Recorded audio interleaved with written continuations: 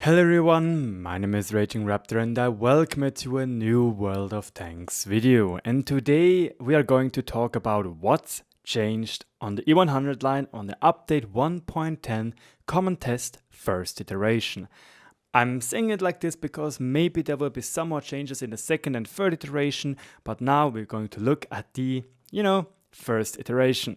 And without further ado, I'd say let's just jump right in because we got a lot to cover, and today, or first, we're going to talk about the E100. The E100 is known to be not the best tier 10 heavy tank, and Wargaming decided to finally give it one very important buff. At the moment, on the live server, many people just simply fab through the front of your turret without any repercussion because they just load premium rounds. This will not be the case because those are the changes, and really the biggest change is the improved to turret armoring. The rest isn't that interesting. Well, it's kind of hard to say. Look, the 15cm gun got a better aim time. That's nothing really spectacular. It has pretty good penetration, and obviously 750 alpha, which with this turret is very good, because you still can get penetrated frontally with premium rounds if you are just looking at them without any without any thinking. But it is a good alternative to try and do some nice fat damage while the others maybe do like 400 damage towards it. This is like you usually play the E100 for free marking. But Wargaming decided to buff the 12.8cm shell damage from 490 to 530, giving it a DPM from 2305 to 2763, which is just shy of 100 DPM of what the Super Conqueror has, one of the best tier 10 DPMs. So that is already a pretty big step up. But what really is this improved turret armoring? You might already have seen it in the background of the footage where we did some nice bouncing. Now let's see what it means in numbers. Because the armor was the major issue for the E100. And this is how it looks right now. This is, as you can see, on the left side 1.9.1, and you can see that the turret front armor is 250mm. This is the live visuals which we are doing against the other E100s heat round, and you can already see at this point that we gain around 26mm of effective armor from just 20mm additional armor, meaning we go from a 50-50 chance of penetrating in this angle, which is very bad actually, to around 40% chance. So that's already a pretty big step up. What you can't really see in this picture right here is that the turret ring is also getting buffed, but you will see this right here. This is how the old E100 model looks like. You can see that if you angle perfectly, you have around a 50% chance to get penetrated here or here, which is obviously not that fun. And don't forget, the turret ring is super weak, which can easily be penetrated. But now if we go over to the upgraded turret, you can see that suddenly this 50-50 chance goes all the way down to 32. And I still could have angled it a little bit better. As you can see, we now got a little bit more green over here. And this is a big step up.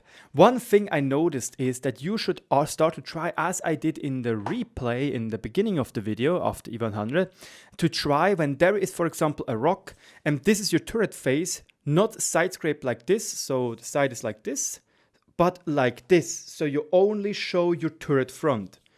And you don't show your side, which would be here. So if this is still your armor or your hardcover, you shouldn't angle like this, but you should only try to peek over like this, get them to shoot into your turret face, bounce obviously, and then bam, punch them right in their face. That is a very decent buff, and I did notice that. The only real issue was during my playtesting is that when I get overran, obviously people were just shooting my side, and that is fine. That is totally fine. And obviously this cupola up here, and that is fine as well. Again, this is not a big deal. I personally think it is good that we have tanks with, with weak spots, and this is why I personally have to say as a conclusion to the E100 that I think so far it looks fairly good. I don't have anything else to say about it, and I think that it's very well done. and they could really do ship it like this. It is much harder to penetrate when you are not playing perfectly. And it's much harder. But it also incentivizes you, or it gives you the impression that you need to think how you're angling properly to really make the armor work. Because right now you actually, or with the update, you will have a turret front, which is very good. But this is not the only buff we are going to talk about, because now we are going to look at the E75.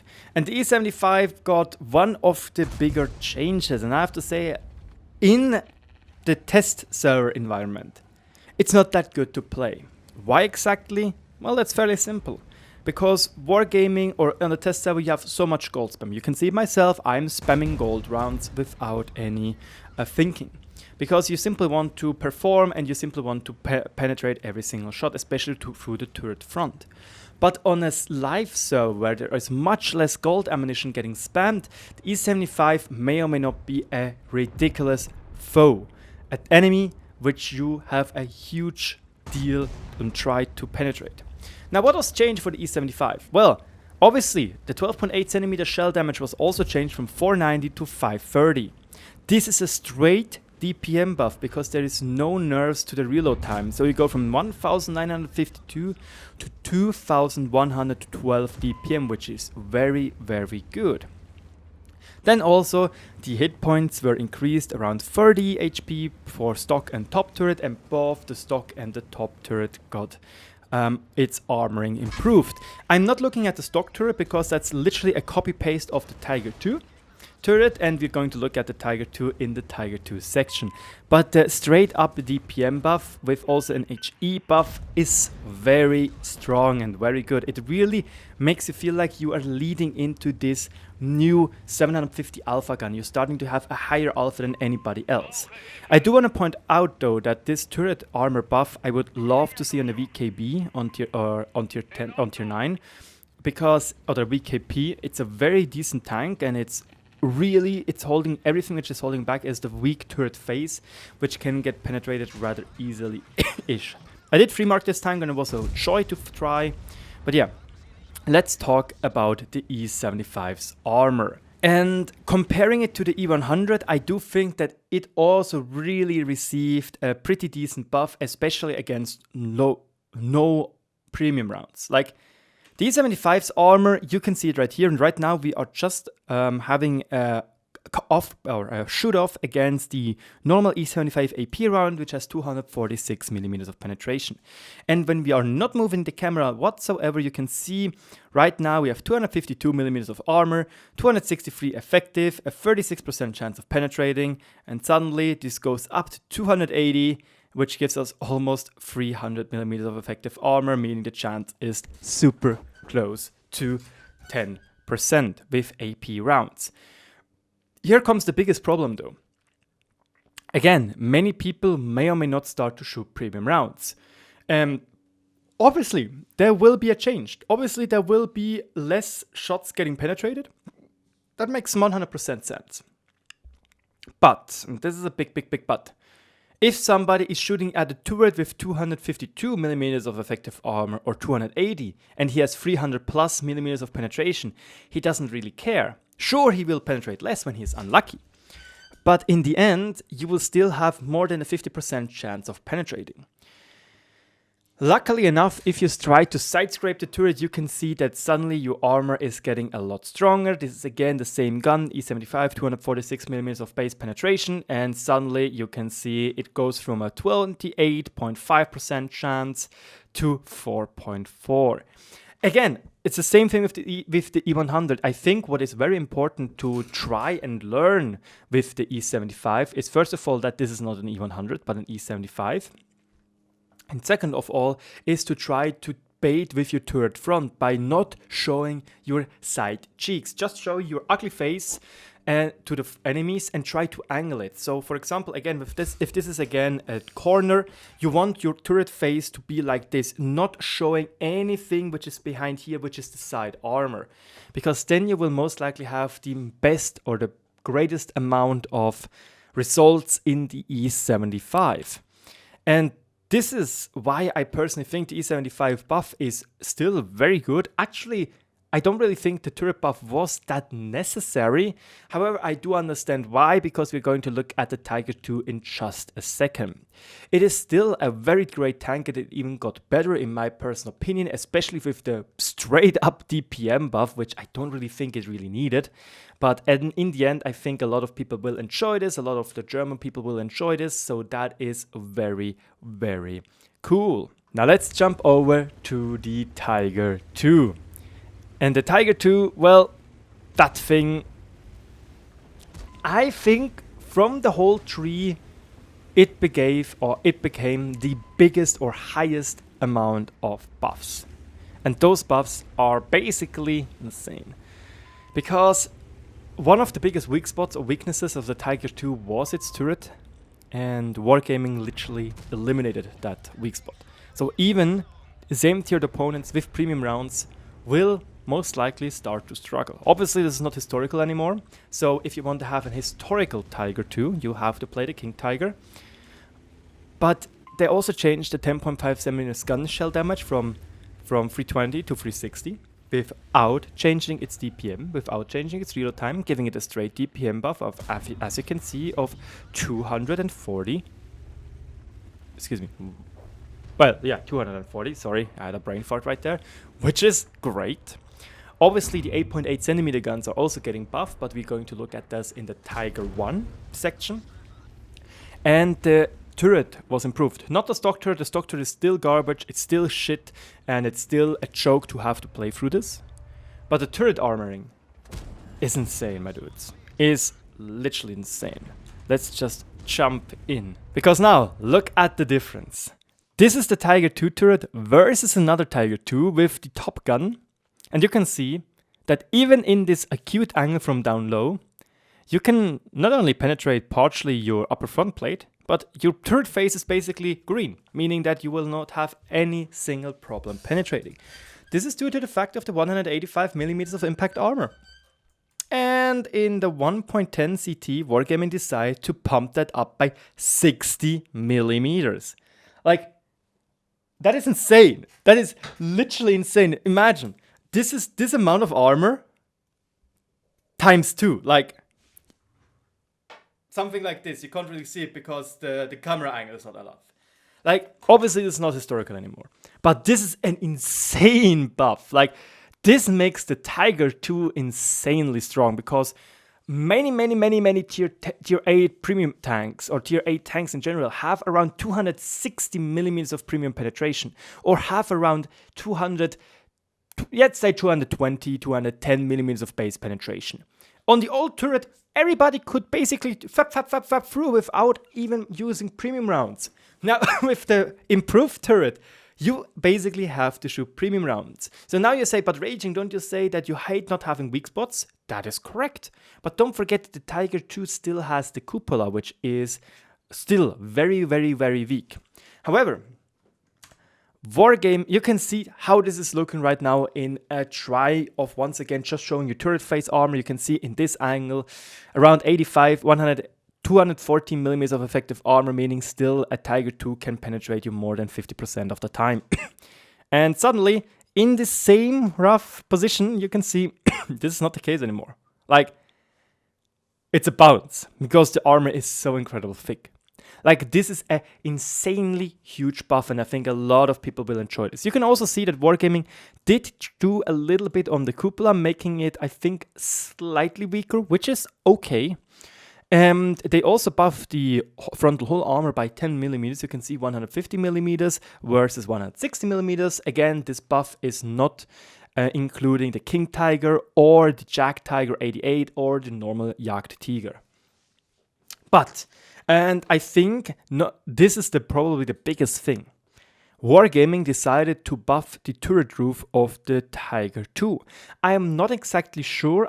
What I've heard is I think historical values would be 44 millimeters, which means that in the game's universe, Russian tank guns like the 122 millimeter guns won't have overmatch, because this is how it looks at the moment. 40 millimeter.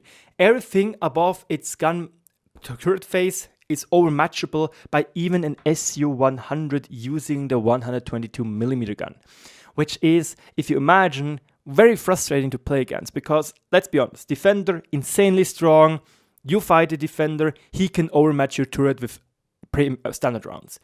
Object 703 version 2, same deal. And those are the major heavy tanks you will most likely going to encounter in the Tiger 2.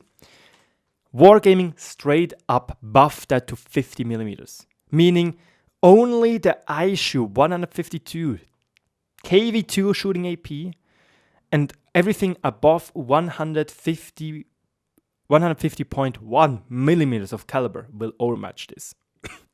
That is, again, this is an insane buff. It basically means even the E100 cannot overmatch the Tiger 2 turret and will most likely have struggled penetrating the turret face of the Tiger 2, which is a really, really, really good thing in my opinion. Like, now suddenly you have a tank which has a distinct weak spot in the lower plate and a distinct weak spot in the cupola, but nevertheless, other than that, there is no real gimmick which can really screw it over. And I think with its mobility, that is a very good buff and something I have to say is amazing. Like, I think the Tiger 2 may or may not become one of the biggest fan favorites out there if this buff comes through. Straight DPM buff, straight turret buff without any minus to add to it, without any catch to it.